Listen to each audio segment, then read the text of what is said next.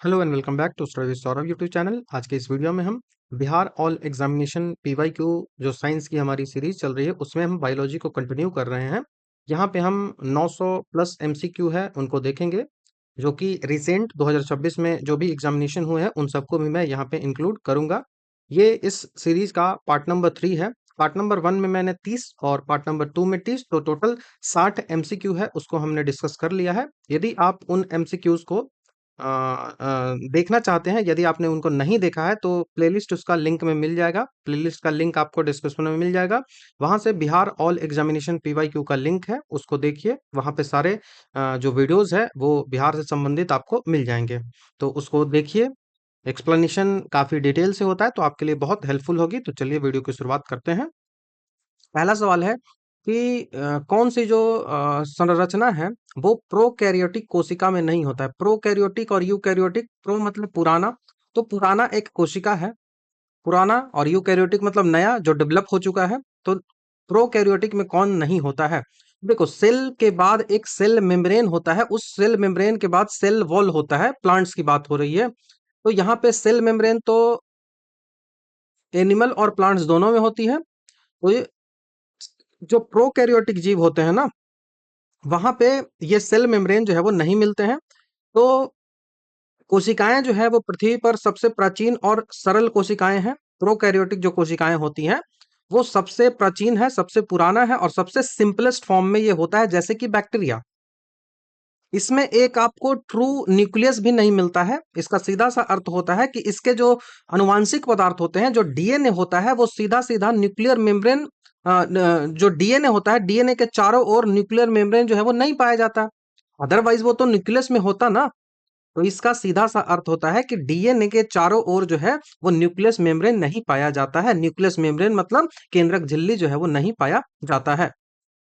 ठीक है, तो इसमें जो है वो केंद्रक झिल्ली, सेल मेम्ब्रेन मैंने कर दिया ना, केंद्रक झिल्ली होगा। ऑप्शन नंबर सी के साथ जाओगे। केंद्रक झिल्ली इसमें नहीं पाया जाता है। ठीक है, केंद्रक झिल्ली इसमें नहीं पाया जाता है। बहुत इंपॉर्टेंट फैक्ट था, याद रखिएगा। प्रोकैरियोटिक कोशिकाओं में जो झिल्ली होती है, मेम्ब्रेन बाउंड ऑर्गेनेल्स होते हैं। प्रोकैरियोटिक जो कोशिकाएं होती हैं उसमें झिल्लीबद्ध अंगक होते हैं। मेम्ब्रेन बॉन्ड ऑर्गेनल्स जैसे कि माइटोकॉन्ड्रिया, गोल्जी बॉडी, लाइसोसोम, ये सारे जो है वो होते ही नहीं है।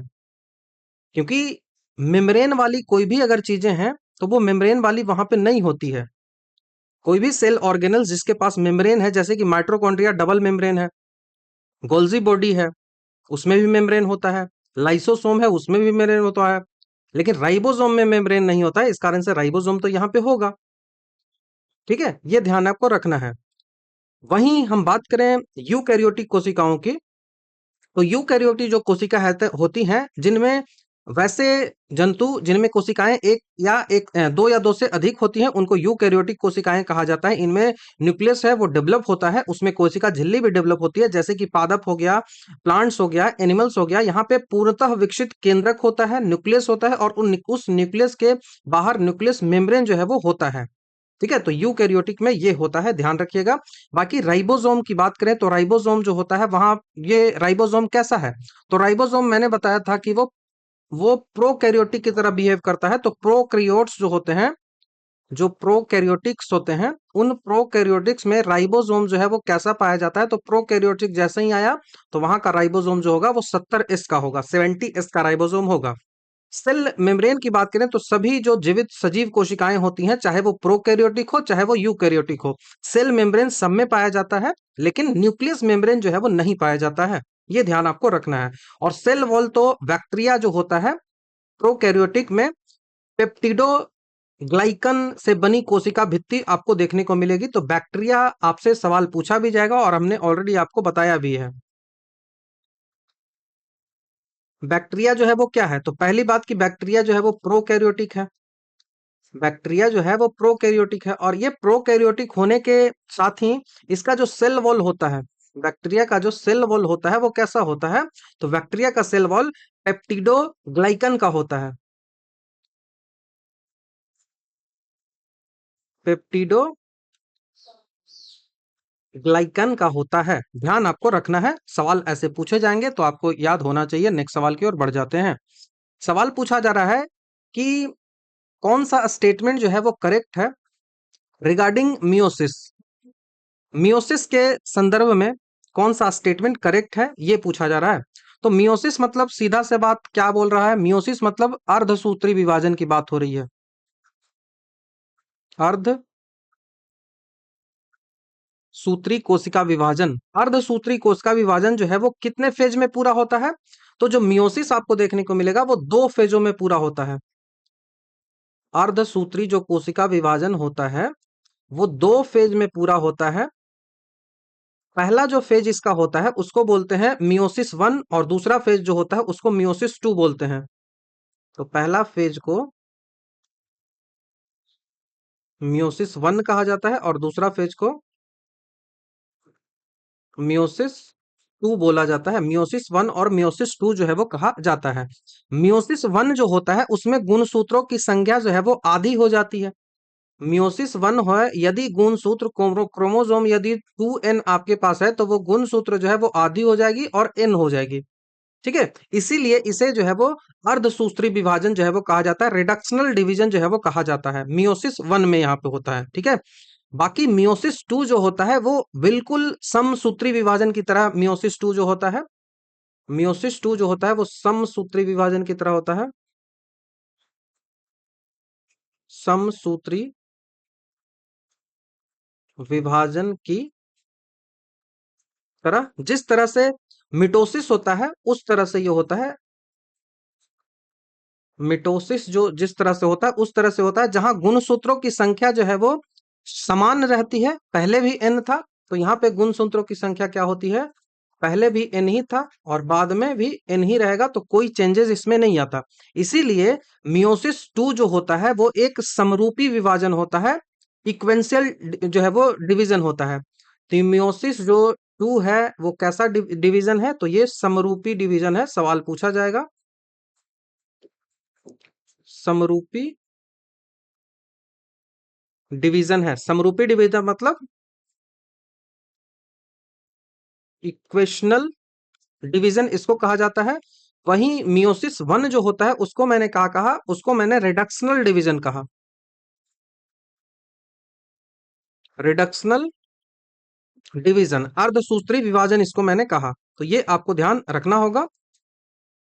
अब हमारा आंसर यहां से कौन सा बनेगा, तो आंसर आप बी देखो, ऑप्शन नंबर बी देखो, मियोसिस वन जो है वो एक रिडक्शनल डिवीजन है। तो यस, मियोसिस वन जो है वो एक रिडक्शनल डिवीजन होता है, ध्यान आपको रखना है। ठीक है, मियोसिस जो होता है वो केवल और केवल रिप्रोडक्टिव जो सेल्स होते हैं, जर्म जो सेल होते हैं वहीं पे होता है, और इसमें एक कोशिका से चार हिप्लॉइड कोशिकाएं जो है वो बनती है। शुक्राणु और अंडाणु में ये डिवीजन होता है। तो जो अर्धसूत्री विभाजन होता है वो केवल और केवल रिप्रोडक्टिव ऑर्गन में होता है। यहाँ पे फोर हिप्लॉइड बनते हैं, फोर अगुणित कोशिकाएं जो है वो बनती है, फोर हेप्लॉइड बनती है। ये सवाल आपसे पूछा जाएगा, डिप्लॉइड, हेप्लॉइड, ट्रिप्लॉइड, ये सब पूछा जाता है, मैंने ऑलरेडी आपको बताया है। सवाल आपसे पूछा जाएगा कि मियोसिस जो शब्द है, मियोसिस जो वर्ड है वो सबसे पहले किसने दिया था? तो मियोसिस शब्द सबसे पहले फार्मर एंड मूरे के द्वारा दिया गया था। तो ध्यान आपको रखना है, फार्मर एंड मूरे,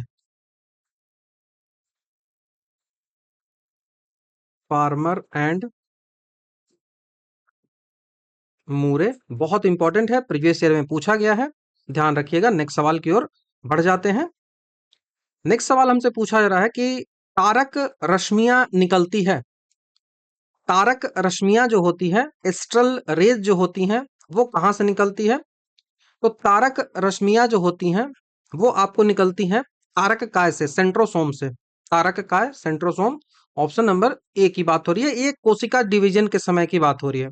जंतु कोशिकाओं में जो सेल डिवीजन होता है उस सेल डिवीजन के समय सेंट्रोसोम जो है वो दो भागों में बटकर कोशिका के विपरीत ध्रुवों पर चला जाता है। सेंट्रोसोम जो होता है ना वो डिवाइड हो जाता है ऐसे करके, और दोनों पोल्स पे ये चला जाता है, ऐसे ऐसे दोनों पोल्स पे ये चला जाता है। ठीक है, तो दो भागों में डिवाइड होता है और वो जो बंटकर विपरीत ध्रुवों पर पोल्स पर जो है वो चला जाता है, और इन ध्रुवों से धागे जैसी इन जो पोल्स है यहाँ से धागे जैसी सूक्ष्म संरचनाएं निकलती हैं, और इसी संरचनाओं को एस्ट्रल रेज जो है वो कहा जाता है। तो ये हमारा क्या है, ये है हमारा सेंट्रोसोम। सेंट्रोसोम। और इस सेंट्रोसोम में ये जो ऊपर वाला स्ट्रक्चर है, यहां से धागे जैसी संरचना निकलती है, और इसी संरचना को क्या कहा जाता है, एस्ट्रल रेज जो है वो कहा जाता है। ठीक है, इसको एस्ट्रल रेज जो है वो कहा जाता है। तो ये आपको ध्यान रखना है, इंपॉर्टेंट फैक्ट था। ठीक है, इंपॉर्टेंट फैक्ट था। आगे हम बात करें तो प्लांट जो सेल होते हैं उसमें सेंट्रोसोम होता नहीं है। प्लांट जो सेल होता है उसमें तो तारक काय होता नहीं है, इसीलिए उनमें तारक रश्मियां जो है वो नहीं बनती है, और इस प्रकार के विभाजन को एनास्ट्रल विभाजन कहा जाता है। तो आपको सवाल पूछा जाएगा कि प्लांट्स में, चूंकि प्लांट्स में गुणसूत्र तो है नहीं, तारक काय सेंट्रोसोम, गुणसूत्र बोल रहा हूँ, तारक काय तो है नहीं, सेंट्रोसोम तो है नहीं, तो प्लांट्स जो होता है वहां पे सेंट्रोसोम नहीं होता है। सेंट्रोसोम नहीं होता है। अब फिर सेंट्रोसोम नहीं है, इस कारण से यहाँ पे क्या होगा, यहाँ पे तारक रश्मियां जो एस्ट्रल रेज है वो नहीं निकलेगी। तारक रश्मियां नहीं निकलेगी, तो इस टाइप का डिवीजन होता है। ये जो कोशिका का डिवीजन होता है, इस डिवीजन को कहा जाता है एनास्ट्रल, एनास्ट्रल डिवीजन। एनास्ट्रल कहा जाता है। ठीक है, तो इस प्रकार के विभाजन को एनास्ट्रल कहा जाता है। तारक काय की खोज किसने की थी, तो थियोडोर बोवेरी ने की थी। तारक काय की खोज किसने की थी, तो थियोडोर बोवेरी। तो सेंट्रोसोम जो है उसकी खोज, तारक काय की खोज जो है वो किसने की थी, तो टी बोबेरी, थियोडोर बोबेरी कहते हैं, टी बोवेरी, थियोडोर बोवेरी इसको कहा जाता है, याद रखना है। ठीक है, बाकी हम क्रोमेटिड्स की बात करें। ये जो क्रोमेटिड्स आपको दिख रहा है, अर्ध गुणसूत्र जो आपको दिख रहा है, यह गुणसूत्र का आधा हिस्सा होता है, कोशिका विभाजन के दौरान अलग हो जाता है। साइटोप्लाज्म की बात करें तो यह सेल का तरल पदार्थ है। ठीक है, इसमें कोई जो किरण वरण तो वैसा कुछ होता नहीं है। तो तारक काय रश्मियां आपको समझ में आ गया। तारक काय जो रश्मियां होती हैं केवल और केवल जंतु कोशिकाओं में पाई जाती है। इसका संरचना जो होता है वो बेलन के आकार का होता है। बेलन मतलब जो जो सिलेंडर है उसके आकार का होता है। तारक काय जो होते हैं इनके दो प्रमुख भाग होते हैं, सेंट्रियोल और सेंट्रीफियल। सेंट्रियोल और सेंट्रीफियल। सेंट्रियोल जो होता है, सेंट्रियोल के ही चारों ओर धागे जैसी जो संरचनाएं निकलती हैं उसी को रश्मियां जो है वो कहा जाता है। ठीक है, सेंट्रियोल के चारों ओर जो है वो मिलता है, सेंट्रियोल के चारों ओर जो है वो संरचना जो है वो मिलती है, उसको जो है वो कहते हैं। तारक काय कोशिका विभाजन में हेल्प करता है। तारक काय जो है उसकी खोज जो है वो किसने की थी, तो तारक काय की खोज जो है वो की थी बोबेरी ने। ठीक है, टी बोबेरी है, उसने तारक काय की खोज की थी, इंपॉर्टेंट है। तो ये तारक काय जो है वो दो पार्टों में डिवाइड होता है, ये भी आपको ध्यान रखना है। पहला पार्ट जो होता है वो सेंट्रियोल कहलाता है, सेंट्रियोल कहलाता है, और दूसरा जो पार्ट होता है वो सेंट्रोफियर कहलाता है, सेंट्रोस्फियर जो है वो कहलाता है। और इसी सेंट्रियोल के चारों तरफ जो है वो आपको एस्ट्रल रेज जो है वो मिल जाती हैं, एस्ट्रल रेज जो है वो मिल जाती हैं। नेक्स्ट सवाल की ओर बढ़ते हैं। सवाल पूछा जा रहा है कि पादप में खाली स्थान होता है जबकि पशुओं में नहीं होता है। तो पादप जो होते हैं वहां पे स्टार्च आपको देखने को मिलता है, वहां आपको जो है वो स्टार्च नहीं, सेलुलोज हमारा आंसर होगा। सेलुलोज जो है वो देखने को मिलता है, जो कि आपको एनिमल्स में नहीं देखने को मिलता है। यह जो है वो ग्लूकोज का पॉलीमर होता है, और कोशिका भित्ति का मुख्य अवयव है, मुख्य मेन कंपोनेंट जो है वो सेल वॉल का यही होता है, जो कि पौधों को मैकेनिकल सपोर्ट जो है वो देता है। और ये पशुओं में नहीं पाया जाता है। ठीक है, ये पशुओं में नहीं पाया जाता है, ध्यान आपको रखना है। तो सेलुलोज जो है वो कोशिका भित्ति का मुख्य घटक है, उन्हें कठोरता और संरचनात्मक ढांचा प्रदान करता है। एनिमल्स की कोशिकाओं में कोशिका भित्ति और सेलुलोज जो है वो नहीं पाया जाता है। मानव पाचन तंत्र जो है वो सेलुलोज को पचा नहीं सकता है, क्योंकि हमारे पास सेलुलोज एंजाइम नहीं होता है। तो शाकाहारी जंतु जैसे कि गाय हैं, इन्हें अपने आंत में मौजूद बैक्टीरिया की मदद से ये पचाया जाता है। हमारे आंत में भी ई कोलाई बैक्टीरिया होती है, वो भी इसको पचाने में हेल्प करता है। हमने बताया था डाइजेशन में। बाकी स्टार्च की बात करें तो पौधा अपना अतिरिक्त भोजन जो है वो स्टार्च के रूप में संचित करता है, जबकि जंतु जो होता है वो ग्लाइकोजन के रूप में स्टोर करता है। अतिरिक्त फूड जो है वो प्लांट स्टार्च के रूप में लेता है, और एनिमल जो होता है वो ग्लाइकोजन के रूप में लेता है। ठीक है, ग्लाइकोजन के रूप में लेता है। तो यह भी हो सकता था, लेकिन सेलुलोज जो है वो संरचनात्मक रूप से सबसे बुनियादी और स्पष्ट अंतर होता है। इस कारण से स्टार्च को हमने आंसर नहीं किया है। बाकी प्रोटीन और वसा है, ये दोनों पादप और जंतु दोनों में बहुत प्रचुर मात्रा में पाई जाती हैं। नेक्स्ट सवाल की ओर बढ़ते हैं। शरीर में ऊतकों का निर्माण जो है वो कैसे होता है? तो ऊतकों का निर्माण जो है वो प्रोटीन से होता है। ऑप्शन नंबर डी हमारा ध्यान रखिएगा। शरीर में नई जो कोशिकाएं होती हैं उनका निर्माण जो है, टिश्यू की वृद्धि और टूट फूट सबकी मरम्मत जो है वो प्रोटीन करता है, तो प्रोटीन हेल्पफुल होता है। प्रोटीन का सर्वप्रथम प्रयोग जो है वो जे बर्जीलियस ने किया था। प्रोटीन जो होता है सबसे पहले प्रयोग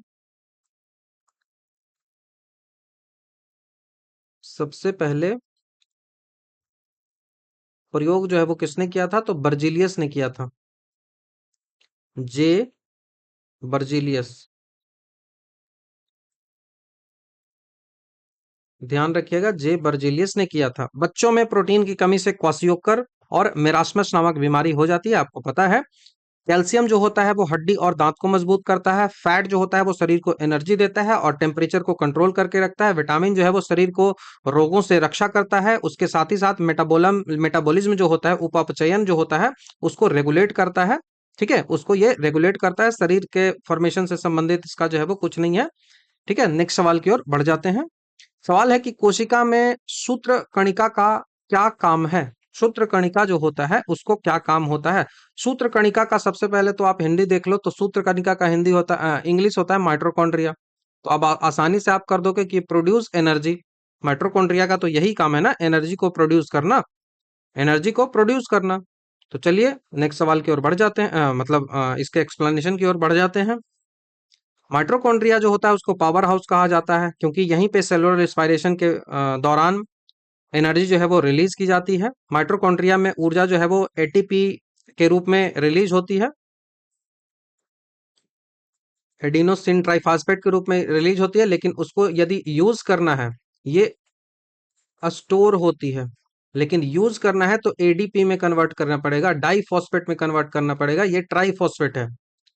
ठीक है, तो ये आपको ध्यान रखना है। माइटोकॉन्ड्रिया के आंतरिक जो वलय होता है, इनर जो फोल्ड होता है, उसको क्रिस्टी कहा जाता है।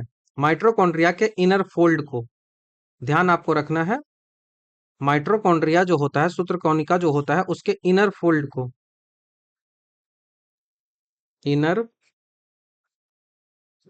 फोल्ड को, माइटोकॉन्ड्रिया के इनर जो फोल्ड होता है उसको क्रिस्टी कहा जाता है, उसको क्रिस्टी बोला जाता है। ध्यान आपको रखना है, बहुत इंपॉर्टेंट है। ठीक है, तो ये माइटोकॉन्ड्रिया जो होता है वो एटीपी के रूप में ऊर्जा को स्टोर करके रखता है, और डाइफॉस्फेट के रूप में उसका यूज जो है वो करता है। ठीक है, तो एटीपी के रूप में होता है स्टोर, यहाँ पे ऊर्जा जो है वो एटीपी के रूप में होती है, तथा इसका जो निर्माण होता है वो एडीपी और जो अकार्बनिक फॉस्फेट है उसके संयोग से ये होता है। तो ये आपको ध्यान रखना है, कोशिका का पावर हाउस इसी कारण से इसको कहा भी जाता है। बाकी फोटोसिंथेसिस की बात करें तो ये क्लोरोप्लास्ट जो होता है, हरित लवक जो होता है, वहां पे होता है।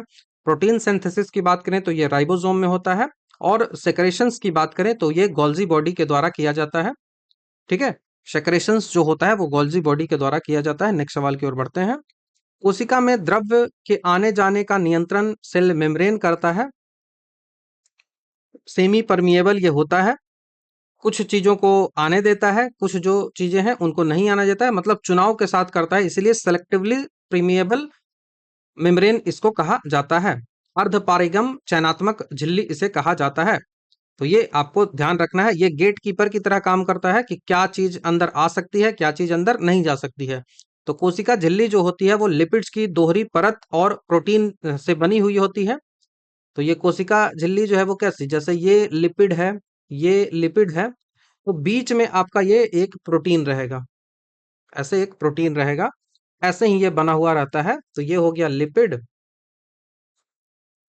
ये हो गया लिपिड, और ये हो गया प्रोटीन। तो ऐसे इसकी संरचना जो है वो होती है। दोहरी परत जो है तो लिपिड की होती है और बीच में प्रोटीन होता है।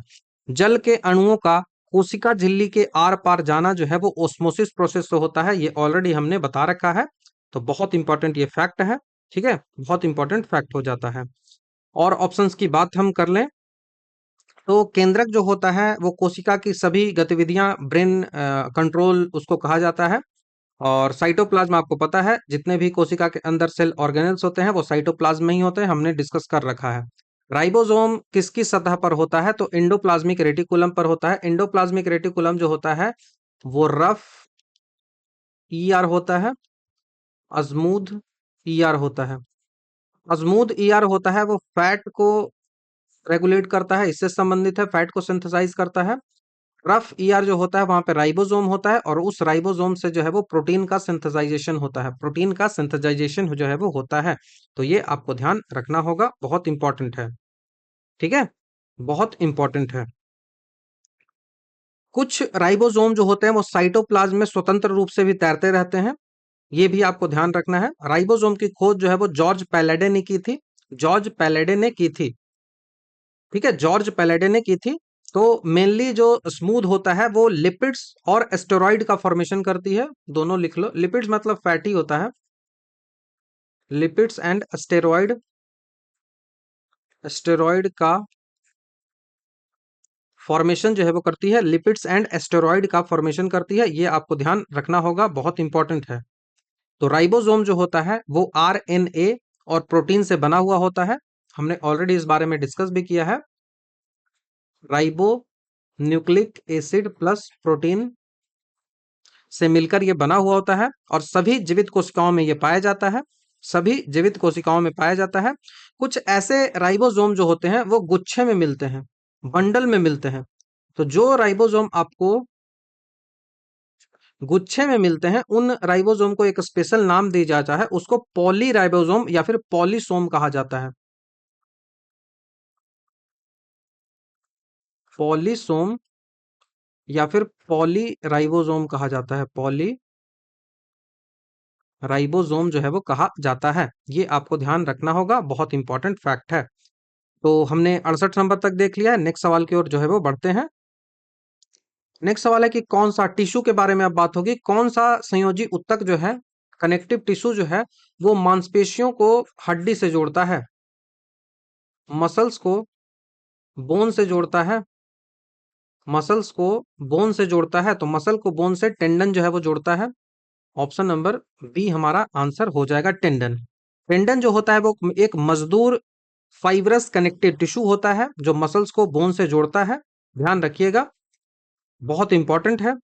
जब आपको मोच आती है, जब आपको मोच आती है ना, स्ट्रेन जब होता है, आपको मोच आ जाती है, तो वो मोच किसके कारण आती है, ये सवाल आपसे पूछा जाएगा, इसकी ओर बढ़ेंगे हम। टेंडन हो गया, टेंडन के बाद लिगामेंट जो होता है वो क्या करता है, तो बोन को बोन से जोड़ता है। लिगामेंट जो होता है वो हड्डी को हड्डी से जोड़ता है। कार्टिलेज की बात करें तो ये जो है वो इलास्टिक उत्तक होता है, लचीला उत्तक होता है, जो कि हड्डी के जो जॉइंट्स होते हैं उनमें फ्रिक्शन को कम करता है। एरियोलर जो टिश्यू होता है वो त्वचा को मांसपेशियों से जोड़ता है, बहुत इंपॉर्टेंट है। ये जो है वो स्किन को मसल से जोड़ता है, स्किन को मांसपेशियों से जोड़ता है, बहुत इंपॉर्टेंट है, स्किन को मांसपेशियों से जोड़ता है, ठीक है। तो आपको बोन इन एमटीबी याद रहेगा, एमटीबी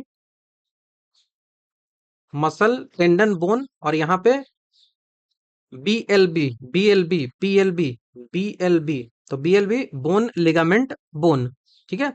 मोच जब आती है तो लिगामेंट में खिंचाव होता है। मोच जब भी आ रही है तो वो किसके कारण आ रही है? लिगामेंट के कारण आ रही है। तो ये कंफ्यूजन नहीं होना है, लिगामेंट के कारण आती है मोच, ना कि टेंडन के कारण आती है। तो ये आपको ध्यान रखना होगा। मोच किसके कारण आती है? लिगामेंट के कारण आती है, ना कि टेंडन के कारण आती है। तो नेक्स्ट सवाल है, उसकी ओर बढ़ते हैं। सवाल पूछा जा रहा है, लसिका से संबंधित है कि जो लसिका होती है, लिम्फ जो होती है, लसिका का गैर कोशिकीय हिस्सा जो है, जो लिम्फ होती है, उसका नॉन सेलुलर जो पार्ट होता है, उसमें पानी के लगभग कितना पानी उसमें होता है? सीधी सी बात है, the non cellular part of lymph is made up of approximately कितना परसेंट ऑफ वाटर? तो ये लगभग जो है वो 94% वाटर उसमें होता है। ठीक है, 94% वाटर जो है वो होता है। लिम्फ जो होता है वो एक हल्का पीला या फिर रंगहीन पदार्थ है, जो कि ब्लड वेसल्स से रिशकर ऊतक के बीच जो है वो आता है, टिश्यू के बीच आता है। इसमें आपको लिम्फ प्लाज्मा मिलता है, गैर कोशिकीय जो हिस्सा होता है वहां पे लिम्फ प्लाज्मा होता है, और उस लिम्फ प्लाज्मा में लगभग 94% वाटर होता है, और 6% आपको जो है वो ठोस पदार्थ देखने को मिलेंगे, जैसे प्रोटीन, फैट, कार्बोहाइड्रेट, ये सब आपको देखने को मिलते हैं। तो जो आरबीसी होता है, लसिका जो होते हैं, लिम्फ जो होती है, उसमें आरबीसी नहीं पाया जाता है, इसीलिए इसका रंग जो है वो पीला टाइप सा होता है। ठीक है, इसीलिए इसका रंग जो है वो पीला टाइप से होता है, रेड नहीं होता है। लसिका में आपको क्या मिलेगा? तो लसिका में आपको डब्ल्यूबीसी बहुत ज्यादा मिलता है। लिम्फ जो होता है, इसमें आपको डब्ल्यूबीसी मिलता है, रेड ब्लड कॉर्पस्कल्स इसमें नहीं मिलते हैं। ठीक है, डब्ल्यूबीसी क्यों मिलता है? क्योंकि इसको इम्यून सिस्टम को मजबूत करना है, तो इम्यून सिस्टम को मजबूत करने के लिए डब्ल्यूबीसी मिलता है, लेकिन आपको आरबीसी इसमें नहीं मिलता है। लसिका की जो संरचना होती है वो लगभग ब्लड प्लाज्मा के समान ही होती है। ब्लड का जो प्लाज्मा होता है, रक्त प्लाज्मा में भी लगभग 90 से 92% पानी होता है, जबकि लसिका में ये लगभग 94% के आसपास होता है। तो ये दोनों के बारे में मैंने आपको यहाँ पे एक्सप्लेन कर दिया है, कोई समस्या आपको नहीं आना चाहिए। ठीक है, तो जो नेक्स्ट है सवाल, उसकी ओर हम बढ़ जाते हैं। 71 नंबर का, यहाँ पे दो कॉलम है, दोनों को मिलाना है कि कौन सा है। तो सबसे पहले आपसे पूछा रहा है फ्लूइड कनेक्टिव टिश्यू। फ्लूइड मतलब द्रव्य, तो एक ऐसा टिश्यू जो द्रव्य के रूप में है, तो वो ब्लड होगा। तो पहले का तो 3 हो जाएगा, फर्स्ट जो होगा उसका 3 हो गया, फर्स्ट का तो 3 हो गया, ब्लड हो गया। ठीक है, दूसरा है एपिथेलियल टिश्यू, उपकला टिश्यू। एपिथेलियल टिश्यू जो होता है ना, हमारा स्किन जो होता है, स्किन शरीर का जो बाहरी आवरण होता है ना, वही एपिथेलियल ऊतक से बना हुआ होता है, और यह शरीर को जो है वो प्रोटेक्शन देता है। तो ये क्या करता है? ये हमारा स्किन हो जाएगा। तो दूसरा जो हमारा है, दूसरा का जो उत्तर होगा वो 2 हो जाएगा, दूसरा का उत्तर 2 हो जाएगा। तीसरा जो आपको देख रहा है कि सरफेस ऑफ जॉइंट्स, जॉइंट्स का सरफेस अभी मैंने बताया कि वो कार्टिलेज का बना हुआ होता है। तो तीसरा जो है वो जॉइंट्स का सरफेस कार्टिलेज का होता है, तो ये जो है वो 4 आपका आंसर हो जाएगा। उसके बाद नर्वस सिस्टम है, तो नर्वस सिस्टम जो होता है उसमें स्पाइनल कोड जुड़ा हुआ होता है, तो चौथा जो है वो स्पाइनल कोड, तो यहाँ पे 1 हो जाएगा हमारा इसका आंसर। ठीक है, तो ये आपको ध्यान रखना है। जंतु जो शरीर होता है वहां पे 4 प्रकार के ऊतक पाए जाते हैं, 4 प्रकार के टिश्यू जो है वो पाए जाते हैं। पहला एपिथेलियल, जिसको उपकला कहते हैं, दूसरा जो है वो कनेक्टिव टिश्यू होता है, तीसरा जो है वो मस्कुलर टिश्यू होता है, और चौथा जो है वो नर्वस टिश्यू होता है। एपिथेलियल टिश्यू है वो आगे चल के 4 पार्टों में डिवाइड होता है, और कनेक्टिव टिश्यू है वो आगे चल के 3 पार्टों में डिवाइड होता है, जो आगे कभी चर्चा कर लिया जाएगा। ठीक है, चलो इसको भी यहीं देख लेते हैं कौन कौन सा होता है। तो देखो, टिश्यू होता है वो सबसे पहले आपको मैंने बताया, डिवीजन इस तरीके से जाता है। टिश्यू है वो 4 टाइप का मैंने बताया आपको। ठीक है, टिश्यू जो मैंने आपको बताया वो मुख्यतः 4 प्रकार का मैंने बताया। पहला जो बताया वो उपकला बताया, एपिथेलियम बताया। एपिथेलियल, एपिथेलियल मतलब उपकला उत्तक। उपकला उत्तक जब पढ़ेंगे तो वहां पे डिस्कस किया जाएगा इस बारे में। दूसरा जो उत्तक हुआ वो हुआ कनेक्टिव टिश्यू, जिसको संयोजी उत्तक हमने कहा। ये टाइप से भी पूछ लिया जाता है, इस कारण से मैं थोड़ा सा बता दे रहा हूँ। कनेक्टिव टिश्यू हो गया। तीसरा जो होता है वो होता है मस्कुलर टिश्यू। मस्कुलर टिश्यू हमने इसको क्लास में डिस्कस भी किया है। मस्कुलर टिश्यू मतलब पेशीय ऊतक, पेशीय ऊतक। और चौथा जो होता है वो नर्वस टिश्यू होता है, तंत्रिका ऊतक, नर्वस टिश्यू, तंत्रिका ऊतक। ठीक है। अब ये भी आगे चल के डिवाइड होता है। एपिथेलियम जो होता है वो आगे चल के 4 या 5 पार्टों में डिवाइड होता है। पहला जो एपिथेलियम होता है वो सिंपल स्क्यूमस होता है, सरल सल्की उपकला होता है। तो ये हो गया सिंपल स्क्यूमस। नाम बस याद रख लो, आगे इसके इंपॉर्टेंट पार्ट पे भी हम चर्चा करेंगे। जैसे ये पूछा जाता है ना कि कहाँ पे कौन सा पाया जाता है, तो ये जो सिंपल वाला होता है वो एकल परत का होता है। फेफड़े जो होता है वहां पे पाया जाता है, रक्त वाहिनियां होती है वहां पे पाया जाता है। उसके बाद ये सीधा स्क्यूमस हो गया। और दूसरा जो है वो क्यूबाइड की तरह होता है, तो उसको जो है वो सिंपल क्यूबाइड बोलते हैं, क्यूबाइडल बोलते हैं, मतलब घनाकार बोलते हैं। अब घनाकार की तरह तीसरा जो होता है वो स्तंभ की तरह ऐसे होता है, स्तंभ की तरह, पिलर की तरह जो होता है, तो उसको जो है वो कॉल्यूमिनर बोल देते हैं, सिंपल कॉल्यूमिनर, सिंपल कॉलुमनर उसको कहा जाता है। और चौथा जो है वो स्ट्रेटिफाइड स्क्यूमस कहा जाता है। अस्तर वाला ऐसे ऐसे ऐसे ऐसे अस्तर उसमें होती है, तो उसको स्ट्रेटिफाइड जो है वो कहते हैं। तो जो है वो अस्तरित सल की उपकला जो बोलते हैं उसको स्ट्रेटिफाइड स्क्यूमस उसको कहा जाता है। और पांचवा जो होता है वो सिलिएटेड एपिथेलियम होता है, सिलिएटेड एपिथेलियम होता है, पक्षमाभी उपकला होती है। इसकी कोशिकाओं पर बाल जैसी संरचनाएं होती है। सिलिएटेड एपिथेलियम होता है, बाल जैसी संरचना होती है। या कहाँ पे मिलेगी? श्वास नली में देखने को मिलेगी, जो बलगम को आगे जो है वो धकेलने का काम करती है। स्ट्रेटिफाइड जो स्क्यूमस होता है वो त्वचा के बाहरी परत बनाती है। उसके साथ कॉलुमनर जो होता है वो आंत और अमाशय की आंतरिक सतह का निर्माण करती है। यही सब सवाल आपसे पूछा जाएगा, जिसको आगे हम डिस्कस करेंगे। अभी बस आप इनके टाइप्स के बारे में जान लो, उतना काफी है। और आप किताब में भी अपना देख सकते हो। यहाँ पे सबसे पहला आता है तरल संयोजी ऊतक, फ्लूइड कनेक्टिव टिश्यू। तरल संयोजी ऊतक, फ्लूइड कनेक्टिव टिश्यू।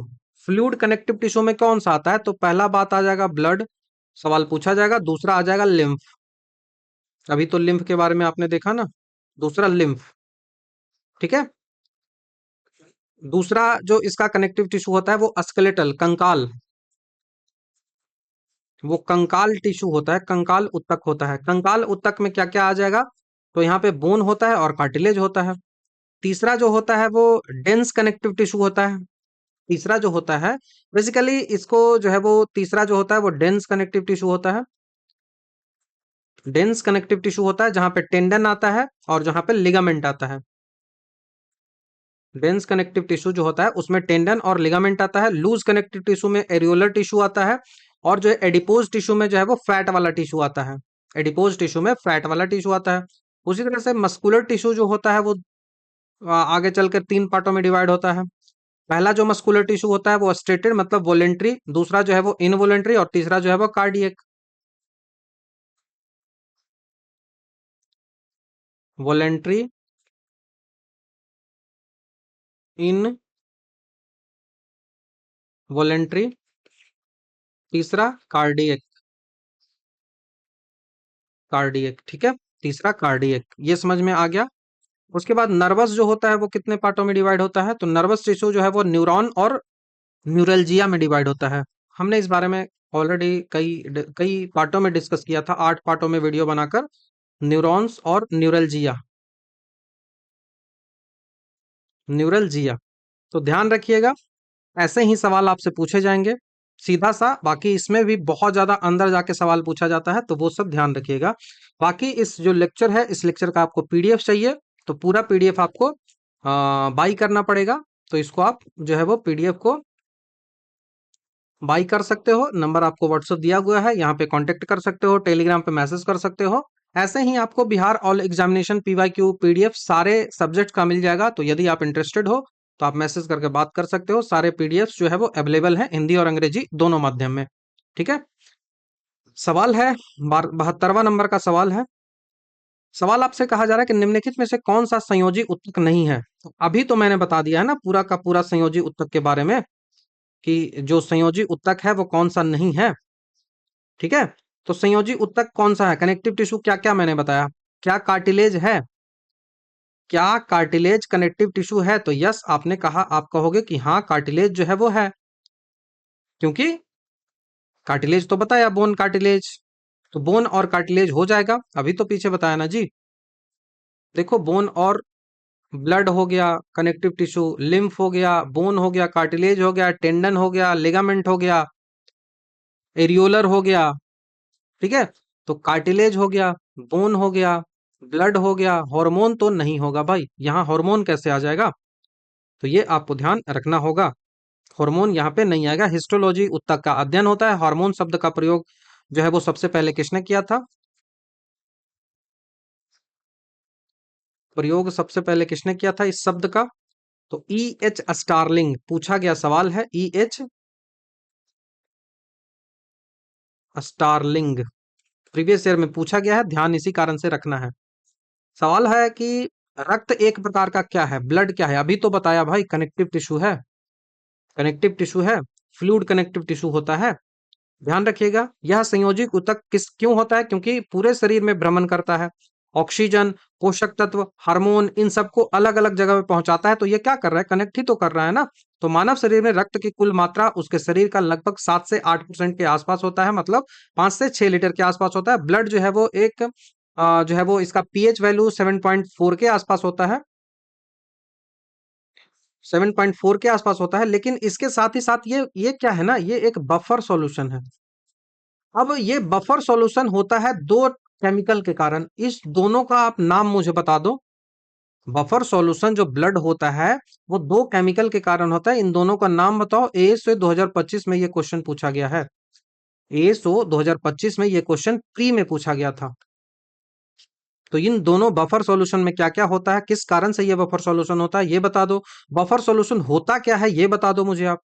ठीक है, बाकी ये 7.4 स्लाइटली एल्कलाइन होता है, ये ध्यान आपको रखना है।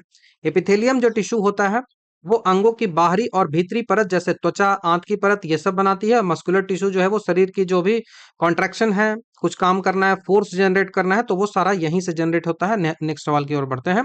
हमारे शरीर में जो गति होती है, अभी तो बताया ना कि फोर्स जनरेट कौन करता है, मूवमेंट, तो मूवमेंट जो भी होती है वो हमारा मसल टिश्यू के कारण होता है। लेक्चर आपको मैंने मस्कुलर टिश्यू के बारे में काफी डिटेल से बताया था, वो ऑलमोस्ट 4 घंटे का लेक्चर था, दो लेक्चर दो पार्टों में डिवाइडेड था, वहां पे मैंने इस बारे में कैसे काम करता है सब कुछ एक्सप्लेन किया, तो उसको देखोगे आपको चीजें समझ में आ जाएगी। ठीक है, तो शरीर के अंगों को हिलाना डुलाना, सीधा आप याद रखोगा, मोशन और मूवमेंट और लोकोमोशन जो है वो मस्कुलर टिश्यू के कारण ही होता है। मस्कुलर टिश्यू जो होता है वो अपना कंट्रैक्शन और रिलैक्सेशन होता है। देखो सीधा सा सवाल आपसे यदि पूछा जाए ना कि कॉन्ट्रैक्शन के लिए जिम्मेदार कौन है, तो आपको याद रखना है कैल्शियम के आयंस। कैल्शियम के आयन जो है वो ट्रिगर के रूप में काम करते हैं कॉन्ट्रैक्शन के लिए। इसको रोक के कौन रखता है कॉन्ट्रैक्शन को, तो ट्रोपोनिन, ट्रोपोनिन नाम का एक जो है वो प्रोटीन होता है। वीडियो देखिएगा काफी क्लियर हो जाएगा। शरीर में 3 प्रकार की मांसपेशियां होती है, स्केलेटल मसल, मतलब ऐच्छिक हो जो है वॉलेंट्री होता है। अब वो स्ट्रेटेड होता है, ये भी ध्यान रखिएगा, वो स्ट्रेटेड, उसमें धारियां आपको देखने को मिलेगी। स्मूथ मसल, अनैच्छिक मसल, कार्डियक मसल, ये 3 प्रकार की होती है। जब आप बहुत ज्यादा व्यायाम करते हो तो लैक्टिक एसिड जम जाता है, थकान हो जाता है, फटीग महसूस होता है, वो लैक्टिक एसिड के कारण ही होता है। क्यों होता है, क्योंकि आप अनएरोबिक रिस्पायरेशन करते हो, और अनएरोबिक रिस्पायरेशन में क्या होता है कि ग्लूकोज पूरी तरीके से नहीं टूटता है। ध्यान रखिएगा। आपसे मैं सवाल पूछता हूं कि ग्लाइकोलिसिस का प्रोसेस कहां होता है। आपसे मैं सवाल पूछता हूं कि माइटोकॉन्ड्रिया में, हाँ ऐसे नहीं, आपसे सवाल पूछा हूं कि क्रेब्स चक्र जो है वो कहां होता है। दोनों आप मुझे बताओ, नेक्स्ट सवाल की ओर तब तक बढ़ते हैं। मनुष्यों में पाए जाने वाली संयोजी उत्तक का एक उदाहरण है कौन, तो बोन है संयोजी उत्तक। ठीक है, बोन जो है वो संयोजी उत्तक है। मसल नहीं है, सेल नहीं है, नर्व नहीं है। ठीक है, बोन एक बहुत ही कठोर कनेक्टिव टिश्यू होता है जो कि हमारे शरीर को फ्रेमवर्क देता है और प्रोटेक्ट करता है, हमारे वाइटल जो ऑर्गन्स हैं उनको प्रोटेक्ट करता है। हड्डी जो होता है उस हड्डी में मैट्रिक्स होता है, और मैट्रिक्स में मुख्य रूप से आपको कैल्शियम और फास्फोरस मिलता है, और इसी कैल्शियम और फास्फोरस के कारण वो कठोर होता है। हड्डी बनाने वाली जो सेल्स होती हैं उनको क्या बोला जाता है, तो ऑस्टियोब्लास्ट्स बोलते हैं। बाकी मैंने ऑस्टियोब्लास्ट, ऑस्टियोक्लास्ट, ऑस्टियोसाइट्स, इन तीनों के बारे में बताया, मैंने बताया है। तीन टिश्यू जो है वो बोन्स में होती है। तो आपसे पूछा जाएगा कि हड्डियों को बनाने वाली कोशिकाएं कौन सी होती है, तो वो ऑस्टियोब्लास्ट होती है। ऑस्टियोब्लास्ट होती है, ध्यान रखो, आपको रखना है। मसल्स और नर्वस जो है वो अपने आप में अलग अलग प्रकार के टिश्यू होते हैं। पेशी और तंत्रिका उत्तक जो है वो होते हैं। और सेल तो उत्तक पहुंचा ही नहीं है, वो तो उत्तक का यूनिट है। वो तो उत्तक का यूनिट है। नेक्स्ट सवाल की ओर बढ़ जाते हैं। पौधे में द्वितीय वृद्धि के लिए उत्तरदायी उत्तक कौन सा है? द्वितीय वृद्धि देखो क्या होता है, ये आपका अर्थ है। इस अर्थ के अंदर आपकी जो है वो हड्डियां हैं, हड्डियां बोल रहा हूँ, रूट्स है। ठीक है, इस रूट्स है।